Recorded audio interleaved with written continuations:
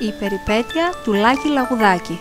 Ένα παραμύθι της Δέσποινας Αγγέλη, μαθήτρια της 4ης Δημοτικού στο 18ο Δημοτικό Σχολείο Ιωαννίνων.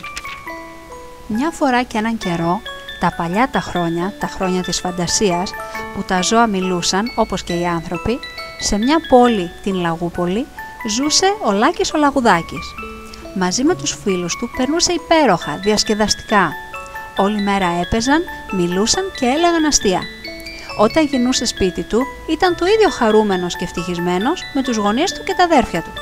Όπως καταλάβατε και από το όνομα, στην πολιτεία αυτή ζούσαν μόνο λαγοί, λαγουδίνες, λαγουδάκια. Ένα απόγευμα, ο μπαμπάς γύρισε στο σπίτι κατσουφιασμένος. Συνήθως ήταν γελαστός και στην τσέπη του θα είχε κάποιο ζαχαρωτό για τα παιδιά του. Ο Λάκης τον πλησίασε ανήσυχος.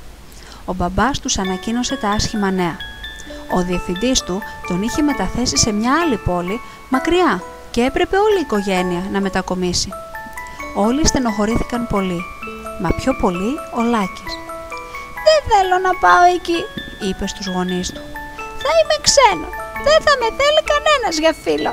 Εγώ εδώ έχω τόσες παρέες, θα μείνω με τη γιαγιά και τον παππού». Έκλαιγε ασταμάτητα. Όμως δεν μπορούσε να αλλάξει την απόφαση των γονιών του. Έτσι σε λίγες μέρες έφυγαν. Μόλις έφτασαν στο καινούριο του σπιτικό, ο Λάκης απαρηγόρητος κλείστηκε αμέσως στο δωμάτιό του, λέγοντας από μέσα του: «Μακάρι να βρω καινούριους φίλους». Ο Λάκης δεν κοιμήθηκε όλη τη νύχτα και θυμόταν τη ζωή του πριν. Το άλλο πρωί σηκώθηκε με το ζόρι, πήρε τη σάκα του και πήγε στο σχολείο. Με το που πάτησε το πόδι του στην αυλή, ένιωσε 1000 βλέμματα στραμμένα πάνω του και κυρίως πάνω στα αυτιά του. Μπήκε στην τάξη και κάθισε σε ένα θρανείο μόνος του. Η δασκάλα τον σύστησε στα άλλα ζωάκια συμμαθητές του. Μόλις είπε «Παιδιά, καλωσορίστε τον Λάκη τον Λαγουδάκη», ένας ασβός φώναξε «Κοιτάξτε τα αυτιά του, τι αυτάρες είναι αυτές, χαχαχαχα». Ο Λάκης κοκκίνησε και έσκυψε το κεφάλι του. Οι άλλοι γέλασαν.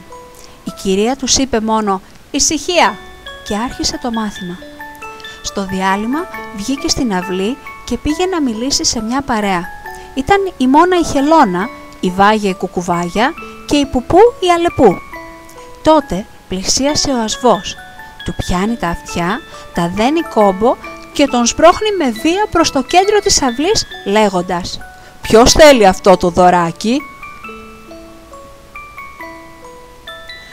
Όλοι γελούσαν. Με το γέλιο αυτό στα αυτιά του ο Λάκης έτρεξε γρήγορα και κρύφτηκε πίσω από ένα δέντρο. «Ω Θεέ μου, θέλω να εξαφανιστώ», σκέφτηκε κλαίγοντας. Καθώς καθόταν βυθισμένος στις σκέψεις του, δεν άκουσε τον ασβό που τον είχε πλησιάσει ξανά.